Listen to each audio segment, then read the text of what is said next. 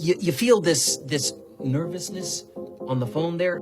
Sir, I've been trying to make an urgent phone call up there. Well, I don't think it's something I want to do on an overseas phone. You gotta make some phone calls. Hang up the phone. Prank caller. Prank caller. Ladies and gentlemen, welcome once again to Packernet After Dark. This is the call-in show, the Packernet Podcast Network. If you'd like to call in, if you'd like to participate in the show, please feel free to do so. The phone number here is 608-501-0718. New callers go directly to the front of the line. I'm going to do my best to maintain my voice here. Tomorrow's podcast got a little spicy, and it chewed up a little bit of what I have available to give. Anywho, we don't have, I don't believe, any new callers. So let's get started with Nico from Idaho. What's up, folks? Ryan, how are you? This is Nico from Idaho. I'm good. Sitting on my balcony, just having a cold drink, enjoying the fire that's going on in my backyard. So Rico just called about forgetting everything. Rico, I don't know how old you are. I'm 56. And my memory is laughable to where when people want to remind me of stuff, I just go, sure. But it wasn't really like that till like my early, maybe mid-40s. So Ryan, I think you're somewhere in your 30s, I think. So if you're already getting that way, good luck. I will say though that eventually it gets to the point where you forgot what you're mad about, and you can just kind of be a grumpy old man. And then honestly, when you get a certain age as a grumpy old man, you can kind of say whatever you want. Sure. Albeit misogynistic or off color or about color. And not everyone just goes, he's just a grumpy old man. He's just one of those old guys, yeah. So I'm not quite there. I mean, He's I can from act another like era. it. Sometimes I act like it a little bit much, just get a little escape from criticism. But anyways, it gets better as you get older. And yes, I forget who it was, but called about us kicking out the British. You know what? One of the, I don't remember how, I think I heard this from my grandpa. And I've heard it a few times before. It's like, what part of Europe are you from? The part of Europe whose ass we kicked, or the part of Europe whose ass we saved? I love that. I just love that. Yeah, I know our country's not perfect. There are no perfect countries, but I haven't been one of those people that's been all around the world. But I know a lot of people that have, and I'm not stupid. This ain't the worst country in the world. It's probably the best. Those floods of Europeans coming over here for the World Cup and being amazed how much they liked America and how much they were told it was bad and it isn't should be proof enough. But you know what? Go Pack, go! Wait, before that, this whole Rodgers love thing. The whole love. So at work Saturday, I had a couple of football dudes come in, and one was a Bears fan, one was a Patriots fan, and then one was a Packer fan. And it was so funny because the Patriots have the Packers don't even have any good receivers. Like, are you freaking stupid? Like, so I corrected him. And then, unfortunately, the Packer fan, who probably doesn't listen to you, I need to turn him onto your podcast. You should. Please do. He honestly said, you're going to laugh, that the Packers didn't do anything flashy in the offseason. And I was like, bro! That was the end. Yeah, dude, if you hear anyone say splashy, please, I should start giving you guys some Packernet cards to hand out. Oh, no, here you go. Take this. Take one. Audibly. Yeah, there you go. Stupid. Ruin the joke. Nico, part 2. And both of the dude who said the Packers have no good receivers and the Packer fan who said that they didn't do anything flashy on the offseason. It's like they're just regurgitating the stupid takes that everyone online, everyone online, I mean, like all the football people, all the people on TV. And it's sad that people have got so dumb that they just kind of don't look at stuff for themselves. And I'm talking about the people that... This is largely about tomorrow's podcast as well, by the way. The people that should know better, the people that are on TV saying the Packers, didn't make any flashy moves. Or I just saw a TikTok, I think I sent it to you, Ryan, where some female NFL girl asked, I think it was Singletary, how bad are the Packers going to be? How bad are they off this year? Talk about a leading question. So I obviously made a couple comments. But like, I'm sure you did. It's just the stupidity stupidity is so dumb. It bothers the crap out of me. This one guy said that when he was grading, because I call this the grading season, where everybody makes a list of top NFC whatever, top AFC whatever. And this one guy said Jordan Love isn't good because all he does is throw to the open receiver. I'm like, that's like saying that basketball players are good because every open shot he makes. Obviously I can't talk to him on the TikTok, but I'm like, you realize, and you said that's just because Matt Flores schemes people open. No, he doesn't. Because Matt Flores is not running the offense. He's calling in the plays, but Jordan's running the offense. He's changing stuff up on the line of scrimmage. He's seeing a coverage, and he changes it, and then he knows who to pick. Like, he's throwing to the open guy because he's really good at reading the open guy, you know? Unlike other quarterbacks, Caleb Williams, who has like 5 amazing throws a year, and people forget all the crappy throws he has. Anyways, this was not supposed to be a Caleb Williams rant, but it was just Isn't it? See, I'm glad you did that because it's not just me. There's just a magnetic draw where you start talking and all of a sudden it's like, wait a minute, why am I talking about this? I'm just having a good time on my balcony. So, hey, go Petco and holy guacamole. Ryan? Yeah. So I'm making salsa is what I'm doing out here tonight. Okay. I know you don't like the vegetables. No. But I don't know what you feel about salsa because you like. I like salsa. Yeah, it's good. So Spicy I will is better. text you and you can respond. You can tell me right now, I guess too. Excuse me. I got a homemade salsa verde recipe. It's not nothing fancy, but it's so freaking good. It's so freaking good that my Mexican daughter-in-law, who has a salsa company, had a salsa company when she went to Mexico, said it's the best salsa verde she's ever had. Nice. From this white guy. Anyways, go Petco. Let me know. Well, yeah, I didn't get a text, I don't believe. So you're a liar. But yes, I do like salsa. It's good stuff. I'm getting a little better as I get older with stuff that's not good. Sometimes I forget that my tastes are changing, and so I'm just, I don't like that, and then I eat it, and I'm like, it's kind of good. You want to know the weirdest? So there's some things that are basically blasphemous, and I don't understand why this is a thing. It was another thing when all the like Europeans and people came over here. They're like, oh, Americans are obsessed with this. It's like, bro, I've almost never eaten that in my entire life, except for a few times, and I did not like it. And it's ranch.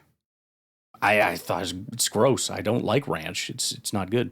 And then my wife the other day went to McDonald's, got some nugs, and they got all kinds of crazy sauces. So I'm like, sweet, I'm going to do a little of each. And ranch was the one I didn't try.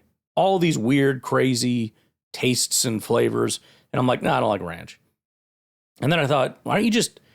See, and the problem is there's this weird association where I kind of remember part of how it tastes, and then I think of that as being bad. And I was like, just forget everything. It's not ranch. It's just some random sauce, like all these other sauces that you ate and were just like, I was fine, that was whatever. And I did that, did try to disassociate from my childhood where I did not like things and just eat it as a sauce. I'm like, that was pretty freaking good. And I ate ranch on my nugs. I'm not actually happy about it because I feel like it's kind of gross when people put ranch on it, especially pizza. It's like, guys, what are you doing? Why are you ruining pizza with ranch dress? Like, come on, guys. Although I do drown mine in hot sauce sometimes, but only like the freezer pizza that's kind of like not that good. It's kind of like hot dogs. All beef hot dogs, I eat plain. Why? Because I like the taste of the hot dog and I don't want to taste nasty crap. I don't understand why people load up a hot dog to the point where you can't even taste the hot dog. Now, if it's one of those cheap garbage pork ones, which are okay, put some ketchup on it. Now we got something going here. What were we talking about? I have no idea what we were talking about. 1265, get us out of here. Hey everybody, happy belated 4th of July. Thank you, you too. Independence Day. Yes. So I was listening to the most recent After Dark, and the whole thing came up about memory, and by the way, I am there. And I have dementia on both sides, so I already know what my end's going to be. Yay, not. But I have noticed already changes. I can't find words sometimes, and oh my Lord, I'm only in my 50s. Anyway, that being said, the whole thing about having a bad memory and then using that as an excuse to not remember something or to not go somewhere, whatever that case is. It is still an excuse, and let me explain why. I have the same bad memory. But you know what's great about America What's and that? about the times we live in right now? We have all the tools at our disposal to remind ourselves. Everybody has a cell phone. Yeah.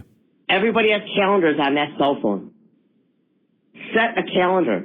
Now, Ryan, I know you've done alarms before, and that can work, especially if it's like a short-term thing. See, here's what I'm going to say. This is how stupid I am. I won't check the calendar. I'll forget the calendar. That's the problem. I'll put it in my calendar and then I forget to look at the calendar. This is why. So here's what I used to do.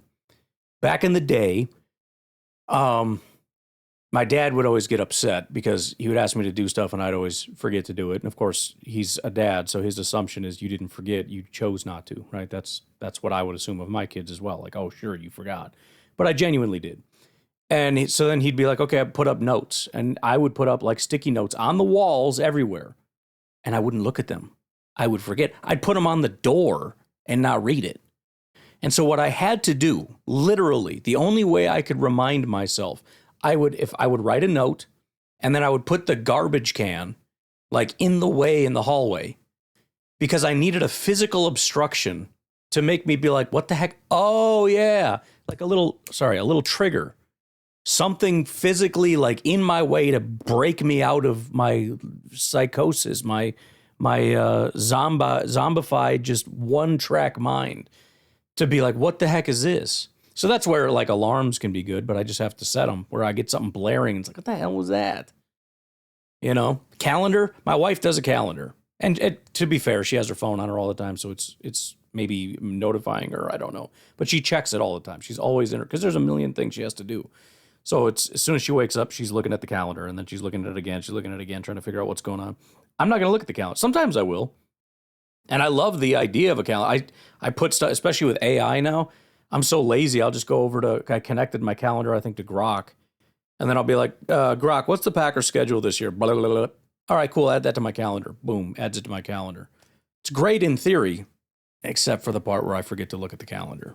But maybe the whole thing on a calendar would help. Because a little notification will show up on your phone. You look at it. Oh, I got this going on today. Boom. Right there. It just reminded you. Sure. And if you need multiple reminders, after you get that, then set up timers. Yeah. I mean, again, I know it sounds like a lot of runaround, but you can't use the excuse, oh, I'm not going to go because I forgot. It doesn't hold weight anymore. It doesn't hold weight anymore. Unfortunately, yeah. It used to be a great excuse that, you know, introverts like me, is just fantastic. Ah, man, I just forgot, you know. So I hate to be that bearer of bad news. Everybody use that little computer you got in your pocket. It does a lot of things, including reminding you of all the things that you need to do. All right? Okay? Okay. All right. Love you guys. Hope you're having a good summer so far. Okay, bye-bye. Yeah, I again, speaking of memory, I don't exactly know what that was in reference to. But, you know, yeah, I should set a calendar for sure. That would be a good practice, I think. Again, I don't know. I'm not entirely sure what exactly we're addressing, but you're right. Gotta get a calendar going. All right, we'll take a break. We'll be back with Bruce and Bruce.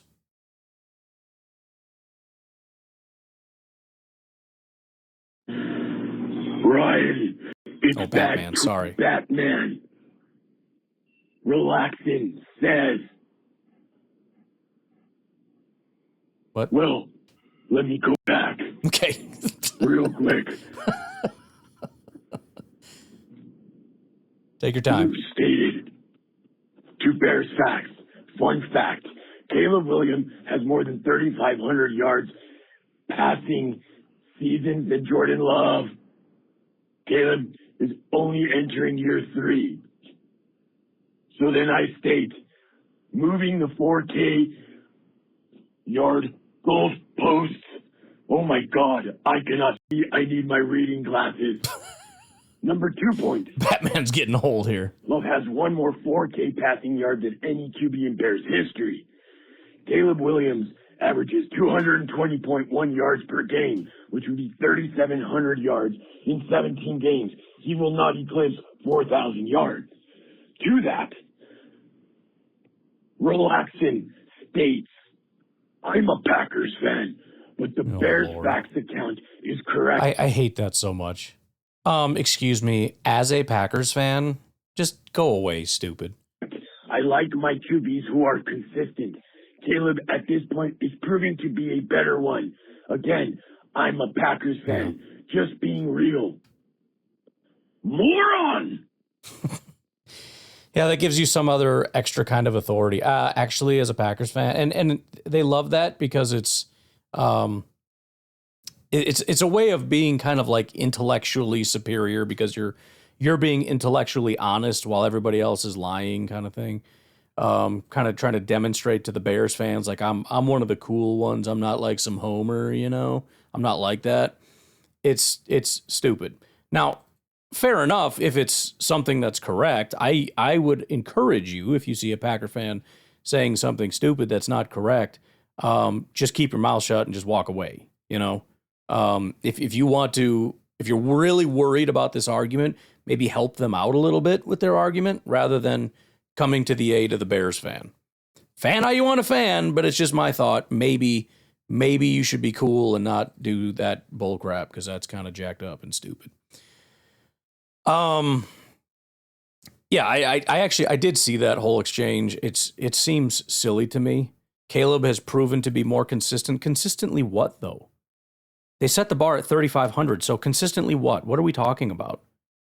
Consistently mediocre? Consistently subpar? Yes, maybe he has proven to be more consistently average. That's what you want? That's a problem with some of these words, when we just use words instead of actually understanding what the words mean.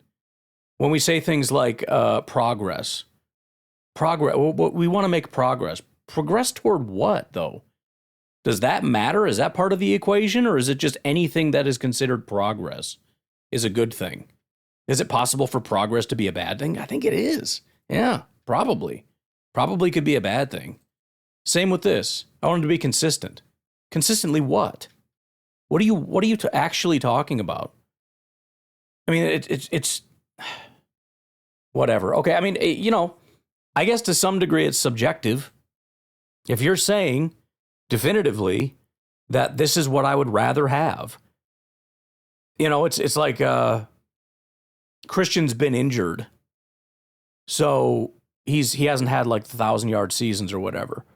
And you got another guy that's, I mean, maybe not a great example because Christian's probably hit them, but 800 yards. I don't know what Christian has had over the years. I'd rather have a guy with like 700 yards and 6 or 5 touchdowns every year than a guy like Christian who has 500 yards because he's hurt or something. Okay, fine. I mean, if that's what you want a consistent number 2 or 3-ish, that's cool. I'd rather have a number 1. But, you know, I guess there's been a couple injuries. That's true. And he's proven to be better. Like you said, with the 4,000-yard season that he cleared pretty easily. The 1 year he wasn't injured. Whatever, man. I don't know. Bad tweet, Batman. Thank you. Hey, Ryan. TJ from Alabama. Listen to some of the Caleb stuff. And yeah, I mean, it's just everywhere. But to be honest with you, I kind of want to keep it everywhere. Even though it's annoying as hell, I want Caleb's ass doing the George split on the Madden cover. I want everybody telling him every single day he's the next best, he's the best thing ever. He's basically Jesus in cleats. I want all of that. Because I believe, of course, I don't know Caleb. I just going off of the anecdotal evidence that I've seen. I believe that all that hype that he's probably heard in his ear for his entire life based on the supreme athlete he is, that he will not listen to J.T. Barrett, and he will not really listen to Ben Johnson saying, hey, cut it out with all the hero BS and start playing real quarterback. Yeah. Because... Well, it's funny because... It feels like that is exactly what's happening. You know, I mean, it's not exactly like Ben Johnson is coming out and saying, I mean, the Packers kind of did this too with Rodgers talking about some, I don't remember exactly who they were talking about, but it was just about lowering expectations and just trying to freaking chill out. And they did that with Jordan, and everybody crucified them because they're like, oh, see, that means he's bad. No, it just means like, let's chill out a little bit about all the hype and kind of killing the hype train. And I don't think Ben Johnson's done it to the same extent of just flat out saying it, but he has definitely flattened quite a bit in terms of, you know, in comparison to the Madden cover, he's talking about like, yeah, he made a bunch of mistakes and he's got to be better and there's stuff we got to work on. He's not coming out hyping this freaking thing up, which is probably what they need to do to chill this out a little bit. But I ultimately agree. And we said the same thing with Fields. Good. Hype it. Because what was the saying? It was something to the effect of like the more they hype it, the happier they are, the more it's going to hurt when they don't reach their expectations, which is what we were just talking about. So yeah, maybe we should add fuel to the fire and just be like, you know what? I am scared. That guy looks amazing. I don't know what to do. All his accolades, all his love, all his everything that just fuels the ego is all based on the He does have superhero a shit. massive ego That too. I don't think he would want to change. He has enough ego and enough whatever where he'd say, "Screw y'all! I've been doing this. I've been getting by great. I'm awesome. Get out of my kitchen." So, as long as Caleb stays what Caleb is, I think it helps to have all the media, all the social media, all the Bears fans, the Madden covers, all that stuff. Just keep on pumping his ego. Yeah. Now, if he ever fulfills all that, then I can't That stand sucks. any of that stuff. Right. I can't have him actually be really, really good and hear all that crap. But until then, yeah, keep on building him up so he doesn't listen to anybody and he just does his own thing. Go Caleb.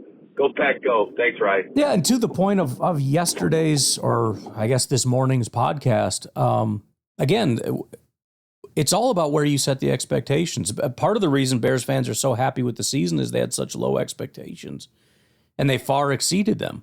So if the new expectation, and this is where the Lions win, look how crazy the Lions fans got when they started, you know, beating us in the division and winning the division and all that stuff, and being a dominant team. You start setting massively different, the word I just said 2 seconds ago, good Lord, expectations, I think was the word.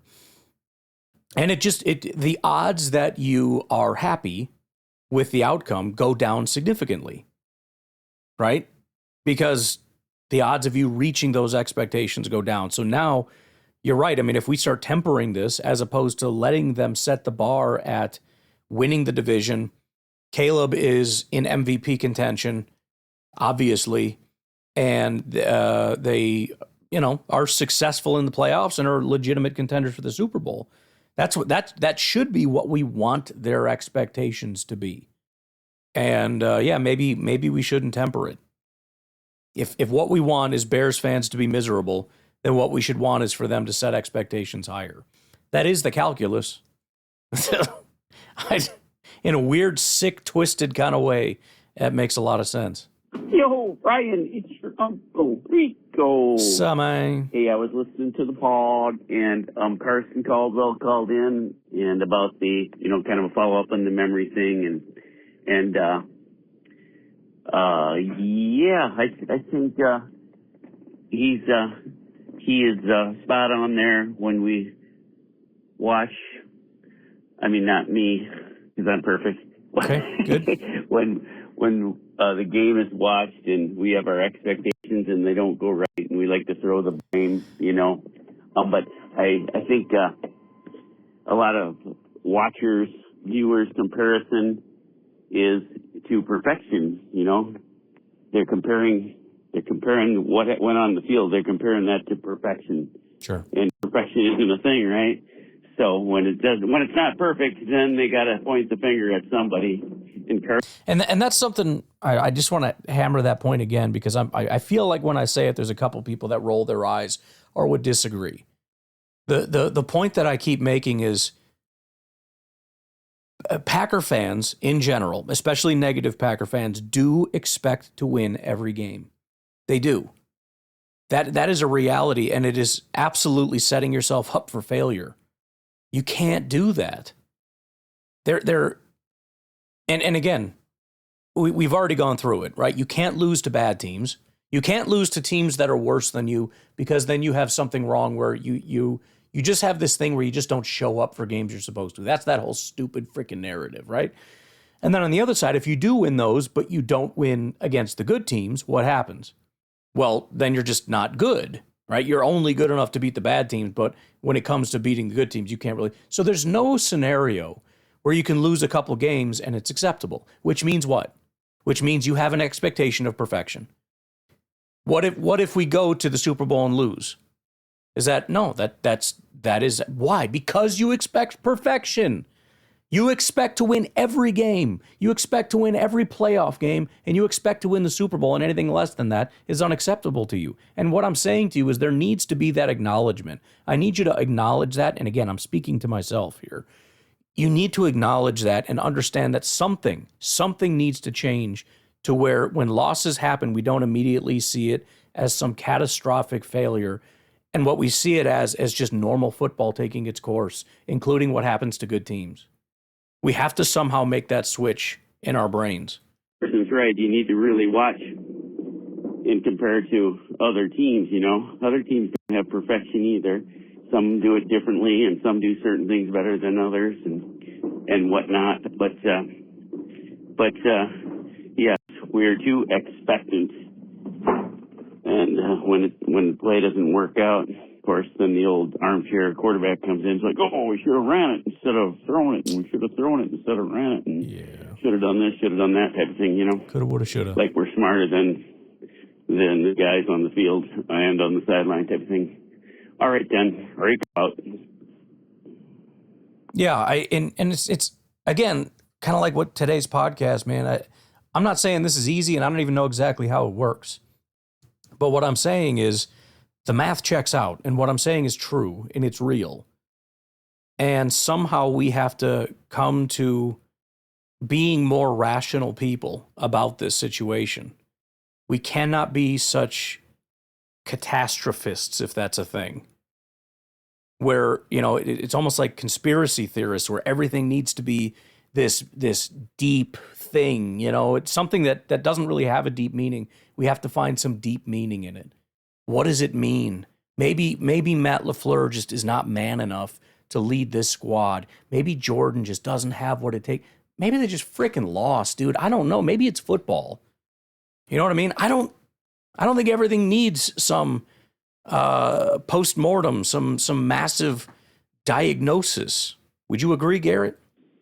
So, Ryan, I think after hearing about your escapades of vacations and such, I think that when you do choose to go on a family vacation, you should, make a journal of everything that happened. That's a good idea, too.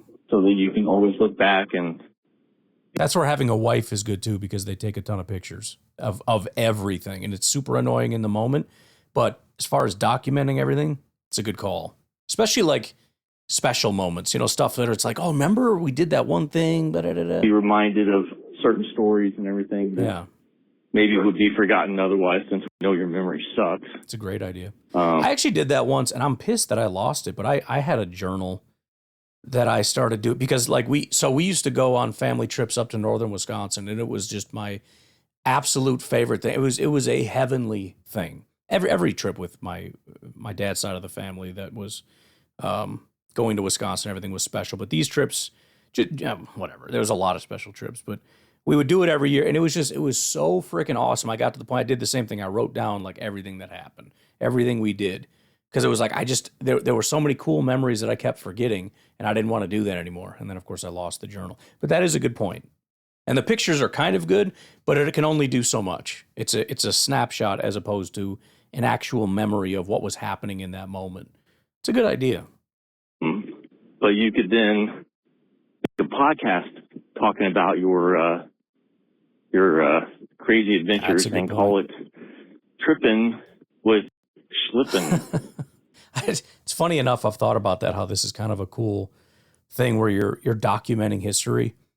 You know, that's where you can kind of go back to in history and listen to some of the old podcasts, which is where I am working on that. It's another side thing. I've got all my transcripts are now all documented and whatnot on my computer. And now I just have to hook up AI to it to be able to search through it and whatever the whole process is. But I do want to start doing that. I think that could be kind of fun as another thing to add to the collection here. What was I going to say? Oh, but the other thing that's kind of funny, and, you know, I don't know if this will actually be a thing, but, you know, for us, when we look at our grandparents, they had like no pictures. My great grandparents, there were like 2 pictures from when they were, you know, married or something. Their parents, there's again, like 1 picture each for my great grandparents for their wedding. That's it. I don't know anything about these people. Our, grandkids, great grandkids, think about it. When you think about history, we do like DNA stuff, like 6 generations ago was back in year. Do you know how cool it would be if there was Facebook and I could look up my great grandparents out in like Germany doing crazy stuff? 6 generations from now, that's going to be a thing. They're going to be like, dude, I want to check out my great grandpa Ryan. Oh, did you know he had a Packers podcast? Dude, this was back like 100 years ago talking Packers. And then they listen to like what was going on, and it's becomes like this documentation, YouTube channels and all kinds of stuff we'll be able to see, as opposed to like the Ice Bowl, which, I mean, it was recorded and we can see it. But could you imagine if they had YouTube back then, if they had podcasts back then, if they had all these different things, being able to listen to what people were saying, you know, hearing all the terrible takes about, you know, not liking Bart Starr or whatever the case would be, you know, or listening to podcasts through the 80s. Could you imagine that, pulling up a podcast in 1979 about the Packers, just miserable? It's an interesting thing to think about, that maybe, just maybe, in 100 years, my great grandkid is going to be like, bro, check this out. I got this old dead grandpa doing a podcast. And he's going to be a huge Packer fan, obviously. He's probably going to be a GM of the Packers. That's going to be the thing. That's going to be my legacy. Somewhere way down the line, they're going to be a GM of the Packers or president of the Packers. And they're going to be like, you know, my great grandfather, blah, blah, blah. Get it? Yes, I get it. Anyways, I think it would be very funny to hear all the stories about you and your travel adventures. So, which, by the way, if you were going all the way to Florida and you're driving down 57, you're going right through my hometown every time. Ryan, you got to stop so we can eat it. At least meet up at BW's for a little bit. Let me check. So next time you're on 57, let me know, because you got to stop in Marion. I should do that when we go on trips, just kind of let people know. Just if there's anybody on the way, we could stop. I think that'd be super dope. Let me just switch this up here. So we... where do we go down? We go down 39 is where we end up going down, straight down the middle of Illinois. I do see 57 over there. We take this to, I think then we get off, go through Bloomington, Champaign, all that kind of stuff. So we cross 57 over by Champaign. We don't really travel on it. But if you're in that Champaign area, I had this paused and was talking for like 10 minutes, which is good because nobody cares about this. But anyways, we did actually one time go down to the Paducah area. So we did travel down. I guess we eventually hit up 57 to go down through Paducah. But that was really cool. And that was a really nice area. We usually just go the other way because my parents are in Indiana. But for sure, the one thing I want to do, there's that really good, and maybe, were you the one that sent me all that stuff, Garrett? From the barbecue place, because I want to hit that up one day. I actually have, my sister lives down kind of around there. I don't remember exactly where. Probably shouldn't say the city anyways, but it's down in, you know, east of St. Louis. You guys are probably neighbors. You probably met, but I want to hit up that barbecue place down there. So for sure, next time we take a vacation, I will announce it, and I will announce our travels. And if you guys are in the area, we'll do something. Although, I don't know if anybody wants to these days. sweating, crying, snorting. All right, let's take a break. And we got the legend himself, Peter Thomas, on the other side.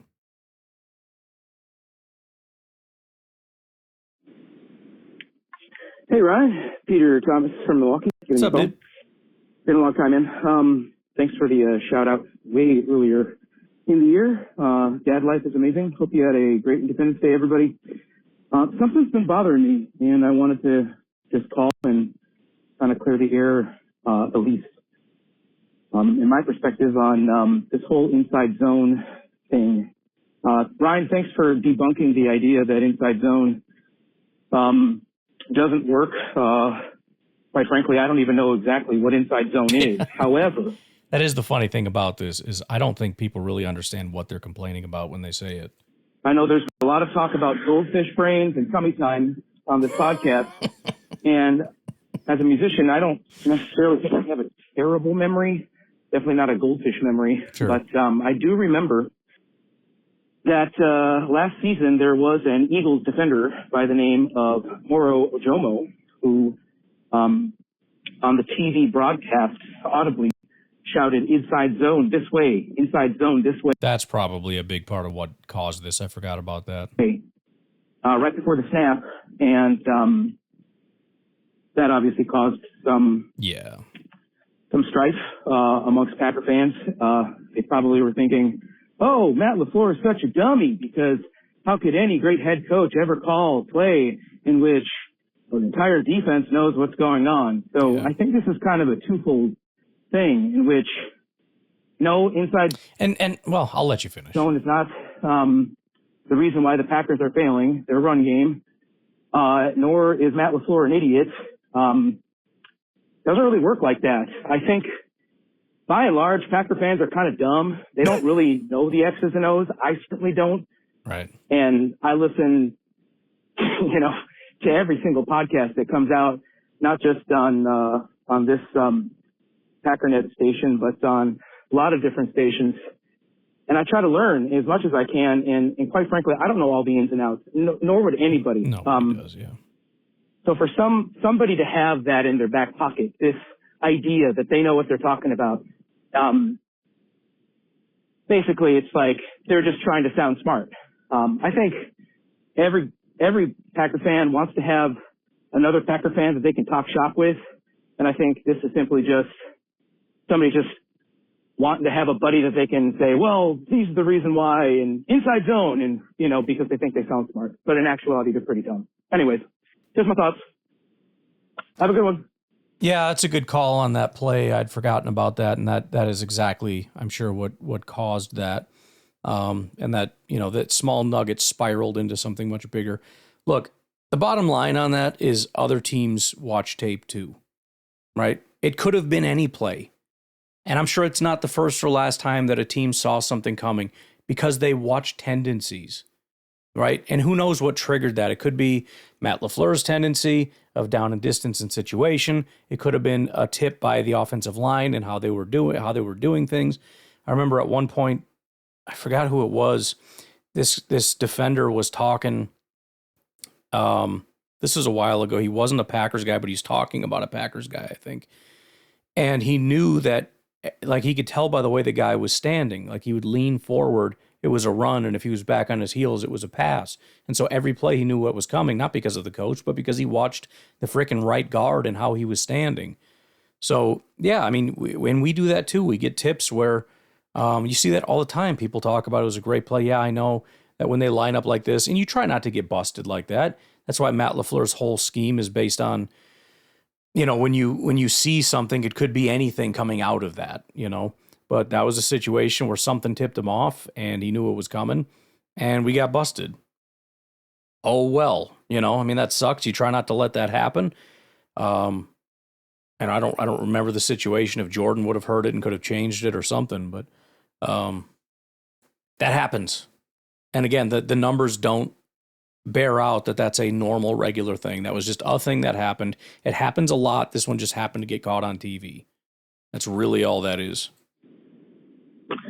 Brian, Peter Thomas again. Hey, had something else on my chest. So I just saw an interview with Jordan Love in regards to that pass.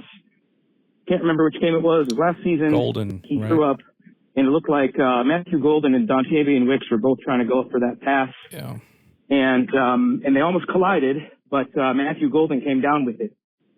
It's kind of piggybacks on my last call, in which if you say something and the narrative is what everybody thinks, and in this case the narrative was, oh, Matthew Golden is the rookie, he didn't run the right route, and gosh, Jordan Love would probably sure trust him a lot more if he were to run better routes, and he wasn't supposed to be in that area and probably just ran a go ball, and that was definitely supposed to be for Dontavian Wicks. Well, anyways, in this interview that I saw with Jordan Love said that he threw it to Golden and that Dontavian Wicks was supposed to run an out route. But he ended up going deep. He threw his hands up in the air because he beat his receiver. Right. So Love put it up, and of course Golden came down with it. So that is not on Golden. That's on Dontavian Wicks. But the entire season, man, season, I remember it was. Well, and it's well, yeah, I'll let you finish. Matthew Golden doesn't run the right routes, and maybe he'd get more opportunities if he ran the right routes. And this was the perfect example of how he didn't run the right route. So kind of like, it's all about the narrative. Like what do people say, and then we just go with it. It's so stupid. But unless you know all the facts. So now we got the facts. Golden ran the right route. And there you go. So anyways. And this gets to the okay.